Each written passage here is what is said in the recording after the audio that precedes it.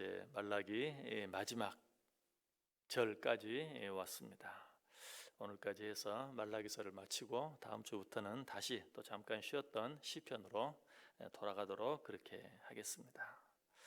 자, 오늘 이 본문 말라기서 마지막 장에 기록된 이 말씀을 보면 좀 특이한 그런 부분이 있고요. 또 얼른 생각하면 조금 이상하게 느껴지는 그런 내용이 들어있는 것을 보게 되죠. 5절 6절 제가 다시 한번 읽어볼게요. 보라, 여호와의 크고 두려운 날이 이르기 전에 내가 선지자 엘리야를 너희에게 보내리니 그가 아버지의 마음을 자녀에게로 돌이키게 하고 자녀들의 마음을 그들의 아버지에게로 돌이키게 하리라. 자, 여기 5절에 보면 어떤 말씀이 좀 이상하게 느껴지나요? 엘리야는 이미 왔다 갔어요. 이 세상에 왔다가 하나님께로 돌아갔어요. 그런데 하나님께 지금 뭐라고 말해요? 그 엘리야를 다시 너희에게로 보내겠다라고 그렇게 말하고 있어요. 마치 엘리야가 다시 살아서 이 세상에 올 것처럼 그렇게 말씀하고 있죠. 그렇다면 그건 좀 이상한 것이죠. 마치 세상 사람들이 제사를 지내는 것처럼 이 세상을 떠난 사람이 비록 영혼이라도 다시 이 땅에 돌아오게 하는 어떤 그런 느낌을 받게 하잖아요. 자, 이 말씀의 뜻이 무엇일까요? 실제로 신약 초기의 사람들은 이 말라기 마지막에 기록된 이 말씀 때문에 엘리야가 언젠가 다시 올 것이다 라고 그렇게 믿고 기다렸어요. 그래서 예수님이 이 세상에 처음 오셨을 때 사람들은 뭐라고 말했습니까? 엘리야다, 엘리야가 다시 왔다 라고 그렇게 오해했죠. 이 말라기서에 이런 말씀이 기록되어 있기도 하고 엘리야는 어떻습니까? 죽음을 보지 않고 하늘로 올라갔잖아요. 그러니까 죽은 사람과는 좀 달라요. 그래서 엘리야가 다시 올 것이다. 이 말라기서에 기록된 이 말씀 보면서 하나님이 엘리야를 다시 우리에게 보내주시는구나, 엘리야가 다시 이 세상에 오는구나 라고 생각하고 있었어요.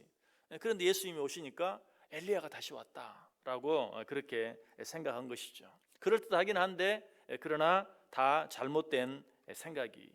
오늘 이 말씀은 엘리야가 다시 살아 돌아온다라는 그런 말이 아니고 엘리야의 심령과 능력을 가진 자가 이 땅에 오신다라는 그런 뜻이.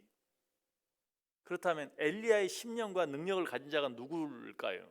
우리 이미 알고 있죠. 세례 요한이. 누가복음 1장 13절 이하에 나와 있어요. 좀 긴 말씀이지만 제가 한번 읽어볼게요. 천사가 그에게 이르되 사가랴여 무서워하지 말라. 너의 간구함이 들린지라. 내 아내 엘리사벳이 내게 아들을 낳아주리니 그 이름을 요한이라 하라.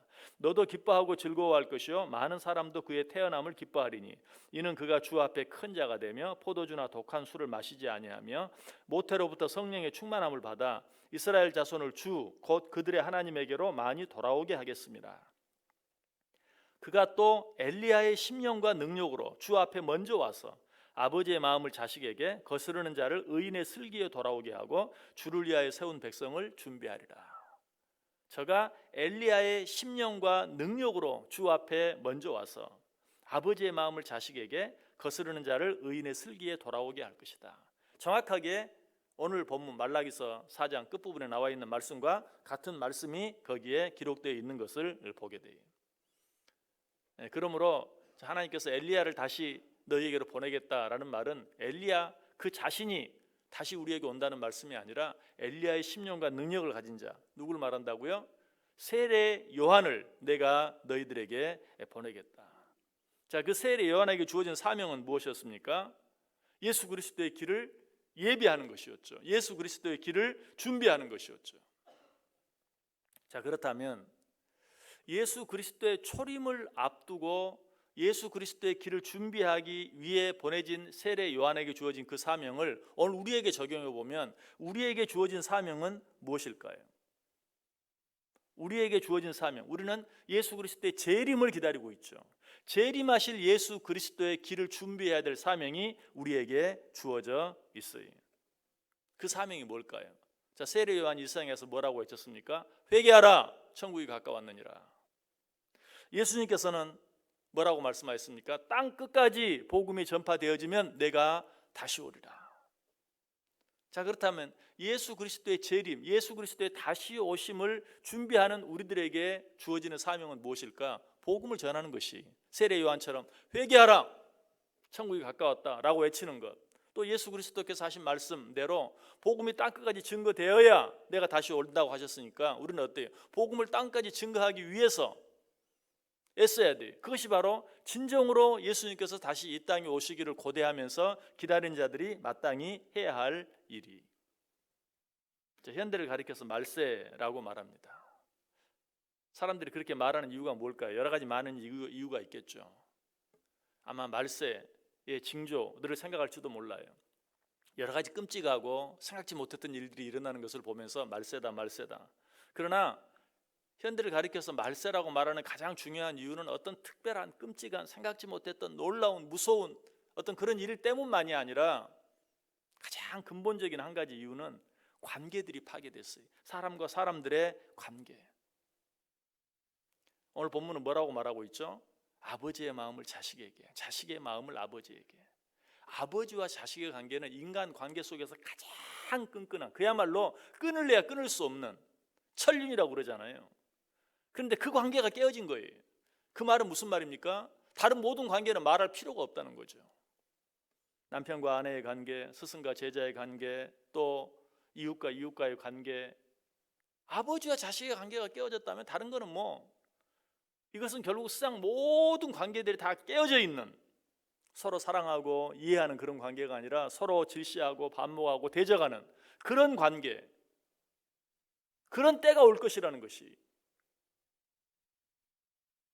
예수 그리스도의 재림이 가까워오면 올수록 그런 일들이 점점 많아질 것이고, 그 시대에 살고 있는 자들이 마땅히 해야 할 일은 무엇인가? 그런 관계들을 회복시키는, 오늘 본문은 그걸 뭐라고 말한다고요?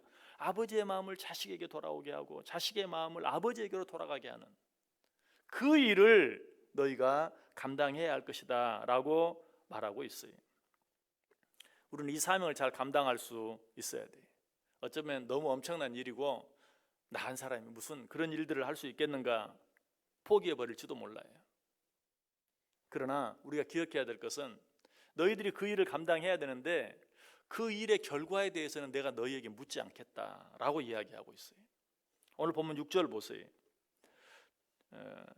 돌이키지 아니하면 두렵건대 내가 와서 저주로 그 땅을 칠까 하노라. 여러분, 내가 관계를 회복시키기 위해서 애를 썼는데, 다시 말해서 복음을 증거함으로 말미암아 인간적인 아버지와 자녀의 관계뿐만 아니라 우리 인간들의 마음이 아버지 하나님께로 향하게 하고, 그로 말미암아 아버지 하나님의 마음이 우리들로 다시 향하게 만드는 이 일을 위해서 열심히 복음을 증거했어요. 그런데 사람들이 바뀌지 않아요. 변하지 않아요. 돌아오지 않아요. 그러면 하나님이 그 책임을 우리에게 묻겠다고 하십니까? 아니, 돌아가지 않는 책임은 그들 당사자에게 묻겠다. 너희들에게 묻지 않겠다. 너희는 그러므로 아비의 마음을 자식에게, 자식의 마음을 아비에게로 돌이키기 위해서 애쓰고 복음을 증거하기만 해라. 그럼에도 불구하고 돌이키지 않는 책임은 돌아오지 않는 그 자신에게 묻겠다. 너희는 결과가 어찌 되든지 그 일을 위해서 끝까지 수고하고 애써라 라고 우리에게 말하고 있어요. 그야말로 때를 얻든지 못 얻든지 너희는 복음 증언하기 위해서 아버지와 인간의 관계, 아버지 하나님과 인간의 관계를 회복하기 위해서 애써라. 나는 너희들에게 오직 그것만 원한다.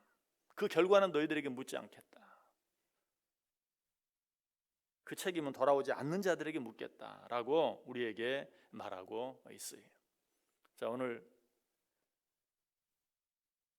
예수 그리스도의 초림을 준비하기 위해서 이 땅에 보내진 세례 요한에게 주어진 그 사명, 엘리야의 심령과 능력으로 이 세상에 와서 그리스도의 길을 준비했던 그 세례 요한의 사명이 예수 그리스도의 재림을 준비하는 오늘 우리들에게 동일하게 주어진 사명이라는 사실을 기억하면서 세례 요한이 그렇게 했던 것처럼 우리도 땅끝까지 주의 복음을 증거하기 위해서 애쓰는 그러한 삶을 살아야 된다. 그것이 세례 요한을 이 세상에 보낸 목적인 것처럼 그것이 오늘 우리를 이 세상에 보내주신, 그리고 이 세상에 남겨주신 사명이요 책임이라는 사실을 기억할 수 있어야 돼요.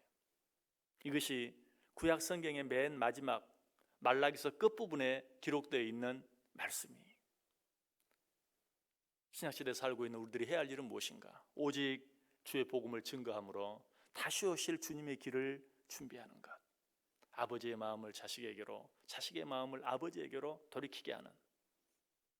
여러분, 그런데 아버지의 마음은 걱정할 필요가 없어요. 자식의 마음이 아버지에게로 돌아가기만 하면 아버지는 저절로 돌아오게 되어져 있어요. 이 사실이 말라기 3장 7절에 분명히 나와 있죠. 우리가 우리의 마음을 아버지를 향하여 돌이키기만 하면 아버지의 마음은 저절로 오게 돼 있어요. 먼저 우리가 우리의 마음을 아버지에게로 온전히 향하고, 아버지에게로 향하지 못한 세상 모든 사람들의 마음을 아버지에게로 향할 수 있도록 끝까지 그리스도의 사랑을, 그리스도의 복음을 증거하는, 말로만이 아니라 우리의 삶으로 그 사실을 늘 증거하며 살아가는, 그래야 주님 오실 때 부끄러운 마음으로 숨는 자들이 아니라 아멘, 주 예수여 오시옵소서, 그리고 그 주님으로부터 잘했다, 착하고 충성 있는 종아 라고 칭찬받을 수 있는 저 여러분 될 수 있기를 주님의 이름으로 간절히 축원합니다.